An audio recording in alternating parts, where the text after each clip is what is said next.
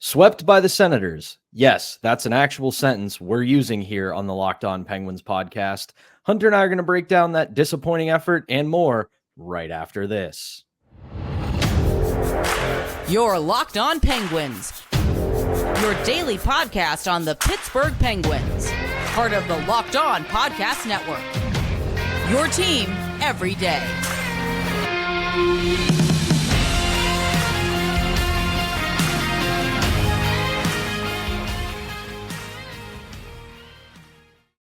Welcome back, Penguins fans, to another edition of the Locked On Penguins podcast. I'm one of your hosts, Patrick Damp. You can follow me on Twitter at synonym for wet. Joined as always by the one and only Hunter Hodes. You can follow him on Twitter at Hunter Hodes. You can also follow the show's account at LO_Penguins. We are free and available every day on your favorite podcasting platforms as well as YouTube. And we thank you for making this your first listener watch of the day because we're your team every day. And before we get going, today's episode is brought to you by FanDuel. Make every moment more. Right now, new customers get $150 in bonus bets with any winning $5 bet. That's $150 if your bet wins. Visit FanDuel.com/lockedon to get started. So here we are again. The Penguins lost yet another game, this time in overtime, to the Ottawa Senators, and they have been swept by the Ottawa Senators in the season series in the 2023-24 NHL season, and that's embarrassing. And once again, it was the same old story, the same old song and dance, as Aerosmith likes to say. And at this point, what else is there to say about this Penguins team? The same problems that we have seen for this entire season cropped up once again. Power play was ineffective. They were unable to score for nearly another full 60 minutes as they were almost shut out, save for a net mouth scramble in the final minute, thanks to newcomer Michael Bunting getting his first goal as a Penguin. And they just could not put together a full 60-minute effort because you and I, Hunter, were talking before we hit record here. They played a pretty solid, all things considered, 40 minutes. They played fairly well through the first two periods. And as they have been well to do a lot of this season, they took the third period off and did not bring their best as Ottawa began to overtake the game and then ultimately almost win in regulation despite Michael Bunting's best efforts. And then once again, this team, despite it being a very fun, entertaining, almost return to the original form of 3-on-3 overtime, the Penguins were unable to get the goal they needed in 3-on-3 overtime to secure the extra point. And yet, despite all that, despite everything that I just said, they're somehow closer to the playoffs today than they were last week, which is just bonkers to say. But Hunter, your thoughts on last night's game? So yeah, I have a lot to say to start off. I mean, I loved the way the Penguins came out in this game, just like how I loved the way they came out against Boston just a few days ago, but they weren't able to take advantage of so many chances that they were getting. This team's inability to finish a quality scoring chance this season, it's continues to be so maddening to me. They're one of the worst finishing teams in the league. They've scored 2 goals in their last 4 games. Heck, 2 goals on their last 154 shots. I understand that this team is not good. I don't think they're 2 goals on their last 154 shots level bad. I mean, that's Sharks level bad, I feel like, honestly. You want me to make I don't that think the stat Penguins even are worse? that bad. Go ahead. You want me to make that stat even worse for you? Go ahead. From the one and only Dmitry Filipovich, who, if you don't follow him on Twitter, you should. He's a great follow at Dim. But Penguins have 2 goals on their last 288 shot attempts. Again, I know this team is bad, but they're not that bad to where that should be happening. It's maddening to me that the finishing has dried up. Even worse, it feels like, these last 4 games. And, you know, they had a scoring chance, a prime scoring chance, that is, right in the opening 20 seconds. They had a beautiful chance on Jonas Korpisalo. He makes the save. And even throughout that first period, the Penguins were getting quality scoring chances, but they weren't putting the puck in the back of the net. The same could be said for the second period. I agree with you. I liked the way they played for 40 minutes. But as I said on the Tuesday edition of the show, I want to see this team play a full 60 minutes. And they, again, were not able to do that because they took the entire third period off.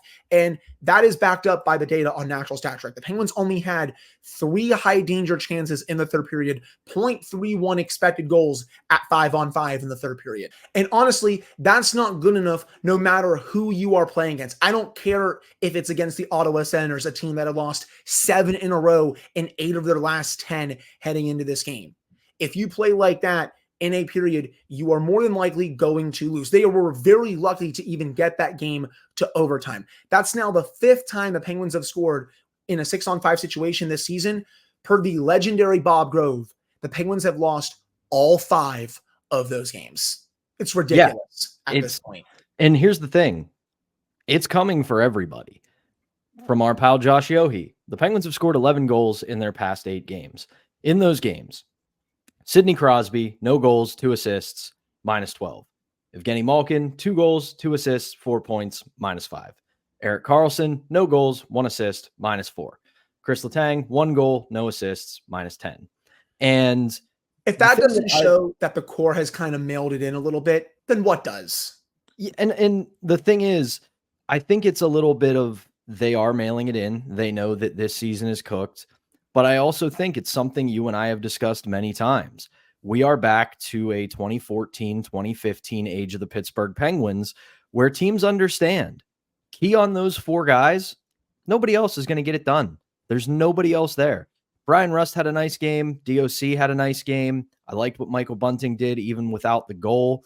But outside of them, I mean, last night was a fun game to watch because it seemed like both teams were playing aggressive. They were playing fast relative to the teams that they are, and they were trading chances. They were going up and down the ice quite a lot.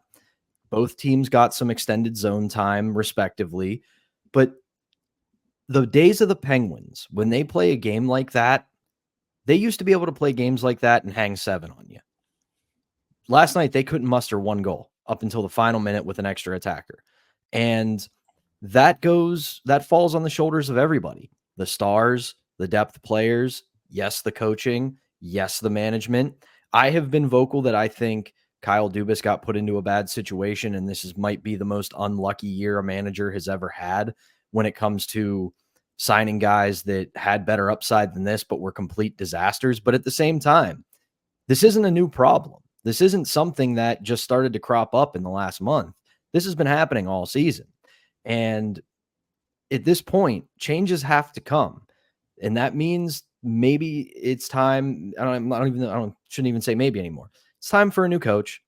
And if there's one thing I know, looking at Kyle Dubas's career up to this point, he's willing to admit mistakes. He's willing to move on from players that he believed in and that he signed, that he brought in when they aren't working. And that has to be the focal point of this offseason. I agree, but I do want to go back to a point that you made regarding the play style for the Penguins in this game specifically and how they used to win those types of games all the time.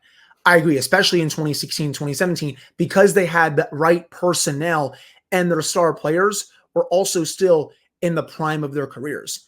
Now, fast forward all those years later, the core players are a lot older and they also don't have the right depth pieces and just the right personnel in general to play that kind of style. And Mike Sullivan has shown no ability to adjust his system to the team that he has right now. He didn't do it last season either, and that is also a big problem for me. Which is crazy to me, because if you look at his renaissance, the 2016, 2017, 2018, and up until 2019, he didn't care what his system was. His system was, how do I make this team win? He locked it down against Ottawa in 2017. He was willing to play a more conservative style against the Lightning in 2016. He was willing to wait out the Capitals in 2017 and capitalize on their mistakes. In this season, I understand that as a coach, you can only do so much. Eventually, the players have to play. But you look at the way that these players have been playing all season long and of the last couple of years, it's the same system over and over again. I mean, we talked about it after the first big loss to Edmonton in Edmonton. The first goal was directly a result of not a bad pinch by Erik Karlsson. because it was the pinch that the system tells him to make. And he did what he was supposed to do. But there aren't the same blazing fast players that this roster used to have to where you could take that risk because, okay, yeah, it's a 2-on-1, but it's not going to make it past the blue line because somebody's fast enough to get back. Those players aren't in the system anymore. And Mike Sullivan's refusal to see that is really hurting where this team is and where it needs to go. Right. I don't think he's adjusted his system since the 2022 series against the New York Rangers. The way they played the Rangers in that series, at least for the first half of it, when they went up 3-1, they made adjustments to how the Rangers were breaking out from the regular season, the stretch passes the Penguins were doing that the Rangers were intercepting and turning into transition offense. They made the necessary adjustments, and Mike Sullivan was schooling Gallant in that series. I know they got destroyed by goaltending because Casey DeSmith got hurt and then a couple other things happened, but Sullivan, he adapted at the end of that season and into the playoffs. But since that time, he hasn't been willing to adapt at all. And I feel like that's going to cost him his job once this season wraps up. Going back to a couple of things that you also said, I agree with you about Michael Bunting. I thought he was fantastic in that game against the Senators. He was creating chances. It felt like every time he was on the ice, the goal that he scored, that is a Patrick Hornquist goal. I know we've kind of hinted at a small comparison between Bunting and Hornquist and Kunitz. That is exactly where Patrick Hornquist would score most of his goals when he played for the Penguins. That goal reminded me of Hornquist very much. And then Drew O'Connor, he was a man possessed coming back in that game. You could really feel the energy that he brought to the team in this game. He was forechecking really aggressively, setting up a lot of quality chances, getting some quality chances of his own. There was a shift, I believe it was in the first period, where the Penguins had the Senators hemmed in their own zone for about a minute and a half, and it all started because of O'Connor. He was great in this game. And then Brian Rust, he's going to give it his all every single night, and you saw that in this one too. Those were definitely the three best forwards in this game. I think Sidney Crosby showed flashes in this game, but for the most part, his play has definitely tailed off. And I mean, can you blame him at this point? He knows where this is going. Again, he's shown some flashes these last few games, but it's just not at the level that we saw for the first, 45, 50-ish games. No, but if there was one player last night who was stellar, in my opinion, that's Tristan Jarry. We're going to talk about him and a little bit more about last night's game in the second segment. But before we do that, we have to tell you about our first sponsor, and that is Sleeper. We're well past the halfway point in the season, Penguins fans, and we know how it's going. It looks like, once again, we're going to be on the outside looking in for the Stanley Cup playoffs. But regardless of where the Penguins are in the current standings, I want to remind you that you could win big by playing daily fantasy hockey on Sleeper, the official daily fantasy app of the Locked On NHL Network. Sleeper is our number one choice for daily fantasy sports and especially daily fantasy hockey, because with Sleeper, you can win 100 times your cash in daily fantasy hockey contests. Say it all the time. I'm a big fan of Sleeper because, as anybody who knows me knows, I'm terrible at season-long fantasy, but daily fantasy, that's where I cook.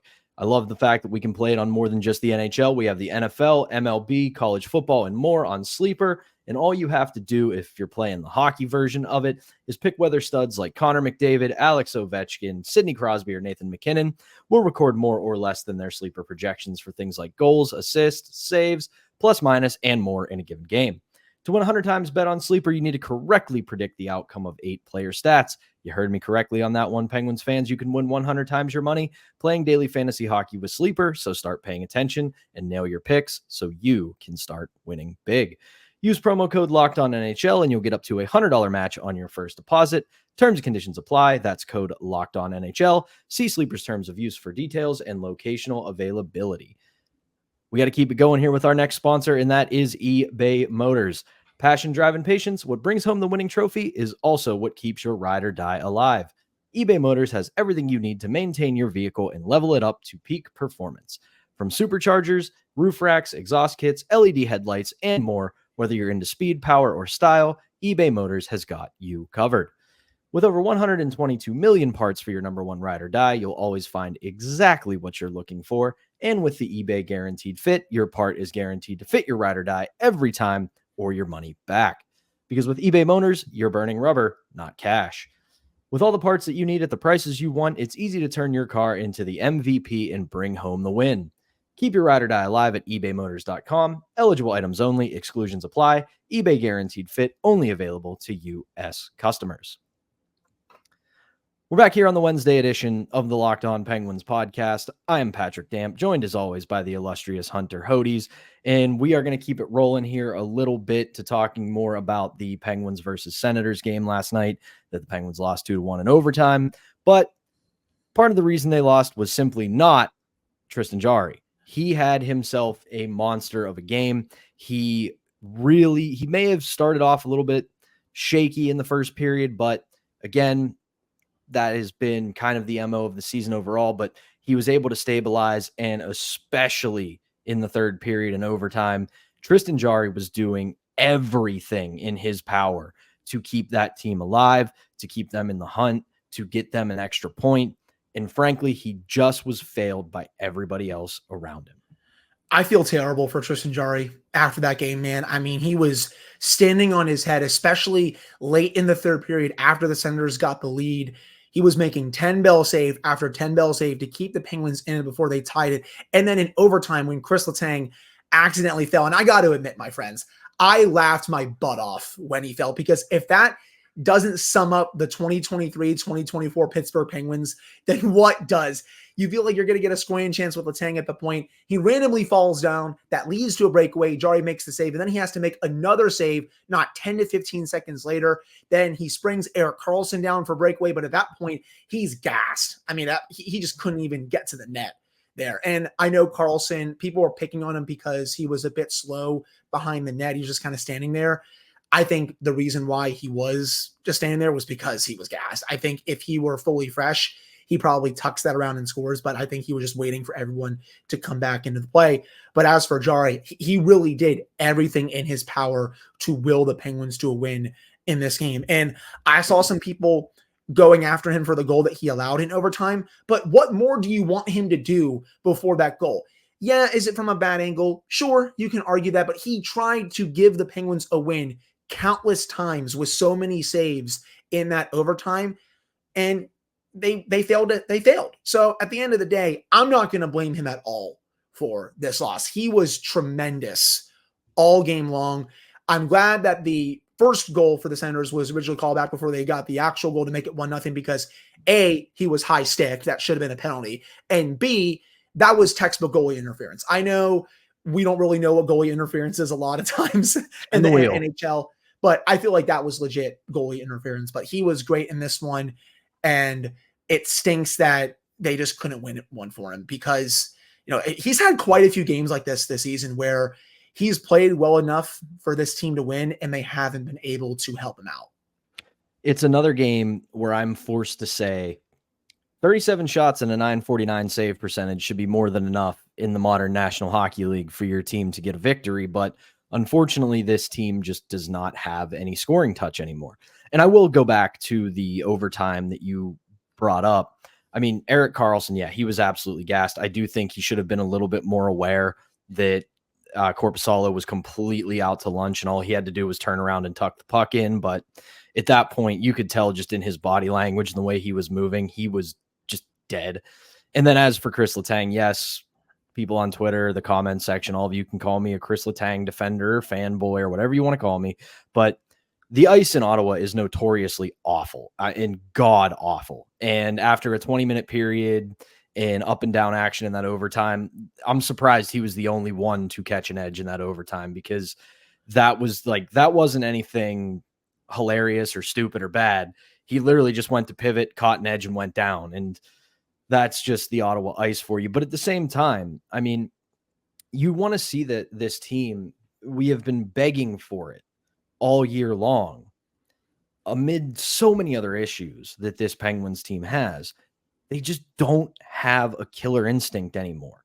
You get that goal from Michael Bunting, and it should galvanize you. That should have completely turned the tide.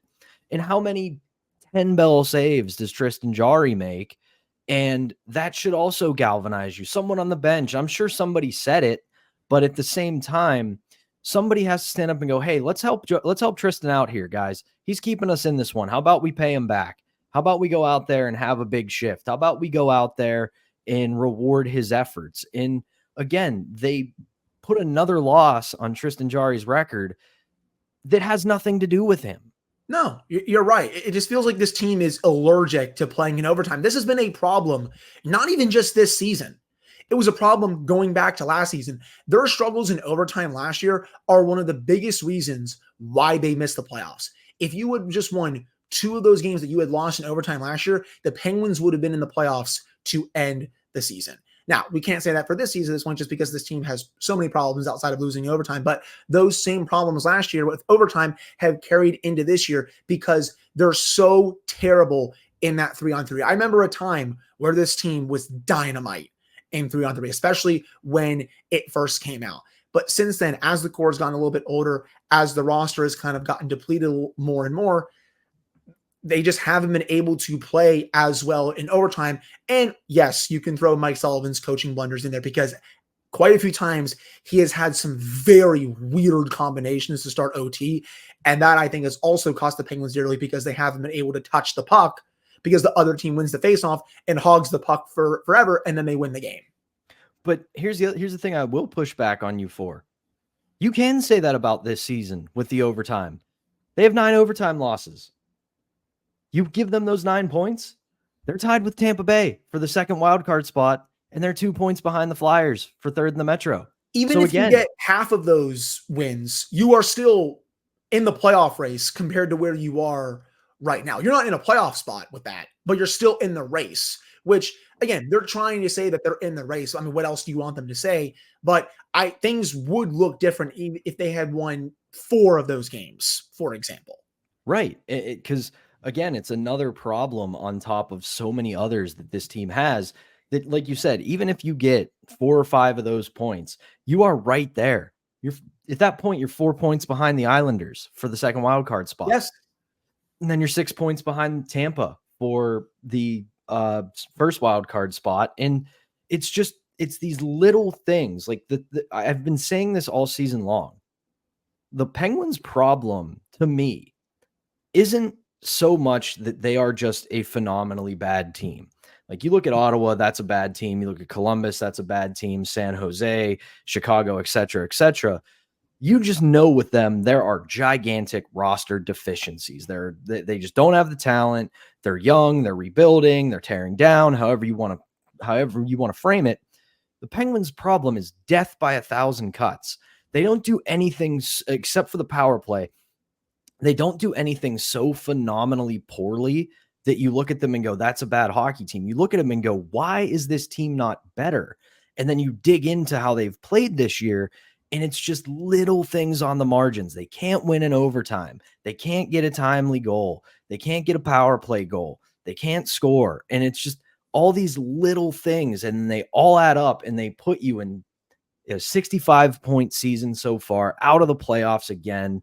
And it's just maddening because so much of it is fixable. Right. And you can even throw their play in the neutral zone in there too. I feel like their play in the neutral zone this season has been really poor compared to other seasons under Mike Sullivan. And we can also throw their inability to sustain a long forecheck at times in quite a few games this season. That's also really just hampering their ability to win more games. It's a multitude of issues that are going to have to be fixed with quite a few moves during the offseason. The good news is, though, like we talked about yesterday, they are going to have plenty of cap space and plenty of movable deals coming this offseason. So Kyle Dubas will have the opportunity to reshape this roster, make it better, and take one more kick at the can next year. But I think we're going to leave it at that. And yes, despite all of that, it still is Wednesday. So that means we are, against probably our better judgment, going to give out a Warrior helmet. We're going to do that right after this, but we have to tell you about our next sponsor, and that is FanDuel. Say goodbye to busted brackets because FanDuel lets you bet on every game of the tourney. Whether you're betting on a big upset or a 1 seed, it's time to go dancing on America's #1 sportsbook. Right now, new customers get $200 in bonus bets if your first $5 bet wins. That's $200 to use on point spreads, money lines. You can even pick who's going to win it all. Just use FanDuel.com/lockedon and bet on college hoops until they cut down the nets. Welcome back, ladies and gentlemen, to the Wednesday edition of the Locked On Penguins podcast. One more time, I'm Patrick Damp. That's Hunter Hodes. And it is Wednesday. We can't break from tradition, no matter how badly we may want to. But for those of you who may be new here, because we have been getting some new subscribers, if you have not heard this before, it is Wednesday. We give out our Warrior helmet, which is our MVP of the previous week. We give it to one player that we believe stood out for the last week or so in Penguins land. So I'm going to start it off, and I'm going to give my Warrior helmet to Drew O'Connor. I thought his return last night from injury in a week where this team has seen one of its best players traded. They have not been able to score many goals. They've been shut out twice, and they've really looked like they are dead in the water. Drew O'Connor came back last night and was a spark, and this team needed a spark. They needed somebody to come out, work their butt off, play engaged type of hockey, and you could see through the first 40 minutes, that rubbed off on the team. They played very hard through the first two periods, but as we've said, no finishing ability, so it was kind of all for nothing. But Drew O'Connor coming out there, playing his butt off, being a man possessed, good on the forecheck, good in the D zone, getting some shots on goal. That was maybe not quite what the doctor ordered, but it was much needed for the Penguins. I like that one. He was very much in the running for me, but my Warrior helmet pick, I'm going to give it to Michael Bunting for the past few games. I think he has been one of their best players overall.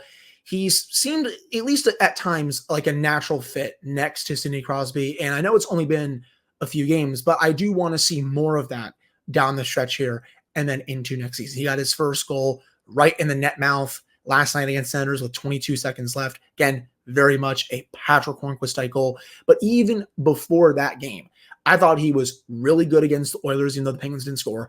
And I thought he was great against the Bruins as well. He gets that breakaway about 10 minutes into the first period against the Bruins. Linus Ullmark just made a better save. He's one of the best goaltenders in the league. That's going to happen sometimes, but he still put himself in the right opportunity to get a really good scoring chance. So I've been really impressed with his play since coming over from Carolina. I know I went on record to say that I wasn't that big on him coming back just because of his contract, of the way he's played in Carolina. But so far through 3 games, it appears the Penguins and Mike Sullivan's system, even though I've crapped on the Sullivan system quite a bit in this episode, it appears the Penguins have been a better fit for him in these 3 games compared to his much larger sample size in Carolina this past year. So I've really liked the energy that he's brought to this team, the scoring chances that he's created, the goal that he's had. Even though the team has not been playing well over the last week, he gets my Warrior helmet for how he's played. I that's a very good pick as well. Obviously, we didn't go with the strikingly obvious one of Tristan Jarry, who's been pretty good for the last week considering the team around him. But back to Bunting, I noticed this last night. I think we have the makings of a pretty good first line, and I think that's part of the reason that they have held on and told Brian Rust that they're going to hold on to Brian Rust. Because, yes, neither guy is Jake Gensel. That's totally fair. But we have seen throughout the years, the type of player that Sidney Crosby likes to play with are guys who create space, guys who go to the dirty areas, and guys who play fast. Check, check, check for Brian Rust and Michael Bunting. Yes, it would be nice to still have Jake Gensel. Nobody's arguing that. But they have the makings with those 3 together of a pretty good top line. And the Penguins, if nothing else, I've been saying it all year, they need that kind of culture shock at some point going into the next season. They have to get another guy or two like Michael Bunting who can pop in a few goals, but plays the game at 1,000,000 miles an hour, is not afraid to throw hits, is not afraid to go to the dirty areas, because we have noticed it all season long. It's something you've been harping on all season. They are a perimeter team. They do not own the middle of the ice like they used to. A guy like Michael Bunting, another guy or two like him, all of a sudden we're talking about a Penguins team that may be a little bit older, but you're still going to have to go out there and beat them. Agreed. I 100% agree with you on that. And just with Bunting overall, he was going to the areas that Crosby likes his wingers to go to. And we all know how Sid has eyes in the back of his head when he plays with his line mates. Even though it's only been a few games, it feels like Bunting has fit in pretty seamlessly so far. And I want to see how that chemistry continues to build down the stretch here for the rest of the season, even though they're not going to make the playoffs. And then obviously into next season. the Chris Kunitz, Patrick Hornquist comparisons, while they're very mini versions of them, I still think they fit here with the way Kunitz played next to Crosby and with the way Hornquist played next to Crosby when he was in his prime. Absolutely. Like, I think it's a good fit. I like that move. Obviously, I think, as we talked about in our deadline show, that the prices were very weird as it became a buyer's deadline. So you're never going to get a good enough return for Jake Gensel and anybody's expectation. But I think they did as well as they could. I think Michael Bunting is going to be a solid contributor for the rest of his contract here. Keep having me eat crow, Michael Bunting and Kyle Dubas, please. I don't mind looking like a complete idiot if he turns out to be one heck of a player for this team, or if this trade turns out to be an A+. I don't mind old takes exposing myself at all. You and me both, buddy. But that is going to do it for this edition of the Locked On Penguins podcast. I'm Patrick Damp. That's Hunter Hodes. Stay tuned for a very special episode we will have for you tomorrow. We're going to do a little bit of a check-in with the San Jose Sharks, as we'll be joined by the Locked On Sharks host, JD Young. And be on the lookout for that tomorrow. We'll get you ready for that game, as well as talk a little Erik Karlsson and the difference between the two franchises. But we'll have that for you tomorrow. For now, I'm Patrick Damp. That's Hunter Hodes. Thank you always for tuning in, and we will be back tomorrow.